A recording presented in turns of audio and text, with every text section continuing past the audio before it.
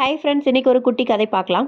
ஒரு ஆற்றங்கரையில் 2 பெரிய மரம் இருந்தது. அந்த வழியாக வந்த ஒரு சிட்டுக்குருவி மரத்திடம் கேட்டது, மழைக்காலம் தொடங்க இருப்பதால் நானும் என் குஞ்சுகளும் வசிக்க கூடு கட்ட அனுமதிக்க முடியுமா என்றது. முதலில் இருந்த மரம் முடியாது என்றது. அடுத்த மரத்திடம் கேட்டது, அது அனுமதித்தது. குருவி கூடு கட்டி சந்தோஷமாக வாழ்ந்து கொண்டிருந்த நேரம். அன்று பலத்த மழை. ஆற்றில் வெள்ளம் வந்து முதல் மரத்தை அடித்து சென்றது. தண்ணீரில் இழுத்துச் செல்லும் பொழுது குருவி சிரித்து கொண்டே சொன்னது, எனக்கு வசிக்க கூடு கட்ட இடம் இல்லை என்று சொன்னதால் இப்போது தண்ணீரில் அடித்துச் செல்லப்படுகிறாய் என்றது.